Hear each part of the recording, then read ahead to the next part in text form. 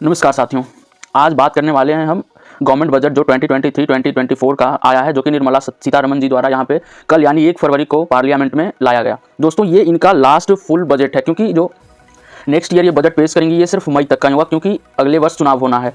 तो उस हिसाब से ये बजट महत्वपूर्ण हो जाता है, क्योंकि ये इनका लास्ट बजट है। तो आइए जानते हैं कि इस बजट में क्या क्या है जो पिछले बजट से बेहतर है, क्या कमियां हैं, आइए इस पर बात करेंगे। मैं उस पॉइंट पर बात नहीं करने वाला कि टैक्स स्लैब चेंज हो गया, रेलवे में ये हो गया, मैं इन पे बात नहीं करने वाला। मैं कुछ पॉइंट्स आपके लिए निकाल के लाया हूँ, मैं उस पर बात करूँगा कि क्या क्या यहाँ पे सही है और कौन कौन सा गलत है। तो चलिए स्टार्ट करते हैं।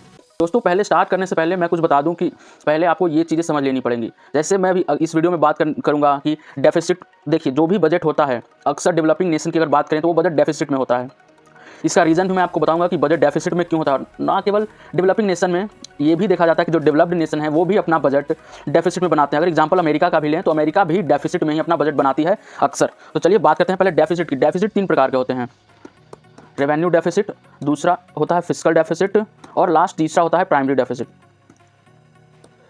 सरकार इकोनॉमी में 2 प्रकार के खर्चे करती है, एक रेवेन्यू नेचर का यानी जो बार बार होता है, जिसका बेनिफिट हमें लॉन्ग टर्म के लिए नहीं मिलता, हम शॉर्ट टर्म यानी विद इन 1 ईयर की बात करते हैं, वो जो उस पर एक्सपेंडिचर करती है गवर्नमेंट, उसे हम रेवेन्यू एक्सपेंडिचर कहते हैं।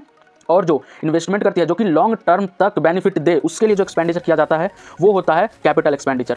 तो अगर रेवेन्यू एक्सपेंडिचर, रेवेन्यू रिसीट, और रेवेन्यू रिसीट्स वो होता है गवर्नमेंट को उस चीज़ से मिलता है जो कि विद इन 1 ईयर यानी हर साल मिलना ही मिलना है। जैसे टैक्स हो गया, टैक्स हर साल मिलना ही मिलना है, ये रेवेन्यू रिसीट्स में आता है टैक्स, चाहे वो डायरेक्ट टैक्स हो या इनडायरेक्ट टैक्स। तो रेवेन्यू एक्सपेंडिचर अगर रिसीट से ज़्यादा हो जाता है तो रेवेन्यू डेफिसिट होता है। और फिस्कल की बात करें, फिस्कल मीन्स टोटल एक्सपेंडिचर अगर ज़्यादा होता है टोटल रिसीट्स से, यानी रेवेन्यू और कैपिटल दोनों को मिलाकर, तो फिस्कल डेफिसिट होता है। और प्राइमरी डेफिसिट वो होता है जो फिस्कल डेफिसिट, यानी हम फिस्कल डेफिसिट अगर हुआ तो हमने कहीं ना कहीं से तो, यानी कि गवर्नमेंट ने कहीं ना कहीं से तो बोरो किया होगा, तो उस बोरो किया होगा उस पर इंटरेस्ट देना पड़ेगा। तो जो डेफिसिट इस साल का फिस्कल डेफिसिट है वो भी बोरो करेगी। तो जब वो बोरो करेगी और जो पिछले साल जो बोरो किया था उस पर इंटरेस्ट देना होगा, तो जो इस साल बोरो की है गवर्नमेंट और जो पिछले साल का जो बोरो है उस पर जो इंटरेस्ट देगी, अगर उसको माइनस कर दें तो प्राइमरी डेफिसिट आता है। तो चलिए 1 बाय 1 हम इस पर बात करते हैं। उम्मीद है कि यहाँ तक आपको समझ में आ गया होगा। तो चलिए बात करते हैं इससे आगे।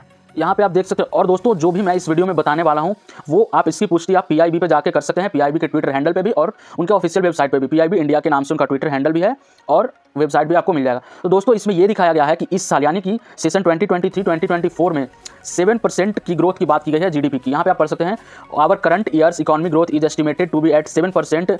It is notable that this is the highest among all the major economies. यानी मेजर इकोनॉमीज बात करें, टॉप 10 में जो इकोनॉमीज हैं उस पर अगर 7% की ग्रोथ की बात करें तो वो हाईएस्ट एस्टिमेट किया गया है। दोस्तों अब बात करते हैं कि गवर्नमेंट जो एक्सपेंडिचर करती है और जो गवर्नमेंट के पास रिसीट आता है वो कैसे आता है और कितना आता है। दोस्तों यहाँ पे एग्जांपल दिया गया है 1 रुपये के हिसाब से, यहाँ पे चार्ट बना करके, ये भी पीआईबी पे आपको मिल जाएगा, आप जाके वहाँ भी देख सकते हैं। दोस्तों आप यहाँ पे देख सकते हैं रुपीज कम्स फ्रॉम यानी कि रिसीट्स, और यहाँ रुपीज गोज टू यानी एक्सपेंडिचर। तो यहाँ पे आप सिंपली देख सकते हैं जो सबसे मेजर पोर्शन है वो है बोरोइंग्स, यानी कि अगर 100 रुपये अर्निंग हो रही है गवर्नमेंट की, उसमें से 34 रुपीज, मैं 100 रुपये की बात कर रहा हूँ, 100 रुपये पे लेकर चल रहा हूँ, यहाँ 1 रुपये पे है इसलिए यहाँ पे पैसा लिखा हुआ है। तो अगर गवर्नमेंट 100 रुपये अर्न कर रही है तो 34 रुपये वो बोरोइंग्स कर रही है, यहाँ पे आप साफ साफ देख सकते हैं। और नेक्स्ट जो हिस्सा है वो है जीएसटी का 17%, 17 रुपये वो जीएसटी से कलेक्ट करती है, यानी कि इनडायरेक्ट टैक्स जो गुड्स और सर्विसेज पे लगाया जाता है। उसके बाद कॉर्पोरेट टैक्स जो बिजनेसेस पे लगती है वो 15% है इनकम का, और जो इनकम टैक्स लगता है यानी कि डायरेक्ट टैक्स जो आम लोगों पे लगता है वो भी है 15 रुपीज़ का। बात करें कस्टम की, जो कस्टम ड्यूटी लगाता है गवर्नमेंट वो है 4%, और यूनियन एक्साइज ड्यूटी वो है 7%, और बचा ये 2% नॉन डेट कैपिटल रिसीट और नॉन टैक्स रेवेन्यू 6%, और ये 2%। ये तो हो गई बात कि गवर्नमेंट कहाँ से पैसे अर्न करती है। और अब बात करेंगे कि गवर्नमेंट कहाँ कैसे कैसे पैसे को खर्च करती है। तो चलिए यहाँ से अगर स्टार्ट करें तो सेंट्रली स्पॉन्सर्ड जो स्कीम है उस पर 9% खर्चा गवर्नमेंट करती है, और जो गवर्नमेंट सेक्टर जो स्कीम चलाती है, जो सेंट्रल गवर्नमेंट जो स्कीम चलाती है उस पर 17%, जैसे इसके अंदर आ गया उज्ज्वला योजना चलाती है, या फिर जो फ्री में राशन देती है वो इसके तहत। और यहाँ पे देख सकते हैं इंटरेस्ट पेमेंट, अभी मैंने जब पिछले स्लाइड में आपको बताया था इंटरेस्ट पेमेंट यानी जो पिछले ईयर डेफिसिट हुआ था उसके लिए जो बोरो हमने किया था उसका जो हमें पेमेंट करना इंटरेस्ट का वो 20% है। आप देख सकते हैं 20% जो हमारा एक्सपेंडिचर इस ईयर में है वो तो इंटरेस्ट में, सिर्फ और सिर्फ इंटरेस्ट में जा रहा है, जो कि आप देख सकते हैं यहाँ पे सबसे ज़्यादा है। हर किसी भी आप सेक्टर पे देखो तो उससे ज़्यादा ये 20% पार्ट इसके अलावा कहीं भी गवर्नमेंट स्पेंड नहीं कर रही है। और बात करें डिफेंस सेक्टर की तो डिफेंस पे 8%, सब्सिडी देने पे 7%, और finance commission and other transfer 9%, और जो स्टेट्स को जो टैक्स और ड्यूटीज़ के फॉर्म में जो दिया जाता है वो 18%, और पेंशन पे 4%, और अलग अलग खर्चों पे 8%। दोस्तों यहाँ पे आप पूरा देख सकते हैं कि गवर्नमेंट कितना किस पे, वो तो परसेंटेज है, ये टोटल जो एक्चुअल अमाउंट है जो एस्टिमेट किया गया है और सारे के सारे जो यहाँ पे हैं वो करोड़ में हैं। और यहाँ पे आप क्लियरली देख सकते हैं जो सबसे ज़्यादा गवर्नमेंट स्पेंड कर रही है वो इंटरेस्ट पे है। यहाँ पे आप देख सकते हैं 1079971 करोड़, यानी 10,79,971 करोड़ सिर्फ और सिर्फ इंटरेस्ट पेमेंट करना है, जो कि लगभग आप यहाँ पे देख सकते हैं 20% हो जा रहा है हमारे बजट का। और आप यहाँ पे पढ़ सकते हैं स्लाइड को रोककर, या फिर आप इसके ऑफिशियल वेबसाइट से भी आप इसे पढ़ सकते हैं। नेक्स्ट बात करें अगर कि गवर्नमेंट की रेवेन्यू रिसीट और कैपिटल रिसीट और कैपिटल एक्सपेंडिचर की, तो दोस्तों आप यहाँ पे क्लियरली देख सकते हैं ये जो ग्राफ है वो 21-22 का, ये 22-23 और ये 22-23 का आ रही, और ये है जो एस्टिमेटेड है इस वर्ष का यानी 2023 और 24 का। दोस्तों आप रेवेन्यू रिसीट्स में देख सकते हैं कि 26,32,281 करोड़ से ही है सिर्फ, लेकिन अगर आप इसके एक्सपेंडिचर पे ध्यान देंगे तो यहाँ आप देखेंगे कि अमाउंट इससे करीब 9 लाख ज़्यादा है, 8 लाख कुछ हज़ार करोड़ ज़्यादा है। दोस्तों मैं बात करूं अगर बताऊं डेवलपिंग नेशन के बारे में, तो सबसे बड़ी जो प्रॉब्लम है डेवलपिंग नेशन में वो यही है कि जो हमारा रेवेन्यू रिसीट है उसे हम चाह कर भी और नहीं बढ़ा सकते हैं, क्योंकि अगर रेवेन्यू रिसीट्स बढ़ाना है तो या तो हम उसके लिए टैक्स लगाएंगे और टैक्स बढ़ाएंगे, चाहे वो डायरेक्ट टैक्स हो या इनडायरेक्ट टैक्स हो, जो कि आप एक लिमिट से ज़्यादा नहीं बढ़ा सकते। और एक्सपेंडिचर अगर आपको डेवलप करना है तो रेवेन्यू नेचर क्या एक्सपेंडिचर जो है उसको करना ही करना होगा अगर आपको डेवलप्ड नेशन बनना है। तो सबसे बड़ी समस्या जो डेवलपिंग नेशन के साथ है वो यही है, और कहीं ना कहीं डेफिसिट का मेन रीज़न भी यही है। और इसको और क्लियरली आप यहाँ से समझ सकते हैं, जैसे कैपिटल रिसीट्स, गवर्नमेंट के पास कैपिटल रिसीट्स 18 लाख का आ रहा है, 18 लाख करोड़, लेकिन अगर आप इसके एक्सपेंडिचर पे देखेंगे कैपिटल एक्सपेंडिचर पे तो सिर्फ और सिर्फ 10,09,61 करोड़ है, जो कि यहाँ पे जो आप ये डिफरेंस देख रहे हैं कैपिटल में जो डिफरेंस देख रहे हैं वो कवर यहाँ पे रेवेन्यू में हो रहा है। और इससे एक जो लॉन्ग टर्म बेनिफिट जो मिल सकता है किसी नेशन को वो नहीं मिल पाएगा, क्योंकि चलिए मैं आपको बताता हूँ क्यों कैसे। तो दोस्तों अगर 18 लाख यहाँ पे आए हैं कैपिटल रिसीट्स, या तो गवर्नमेंट ने बोरो किया या फिर डिसइन्वेस्टमेंट किया।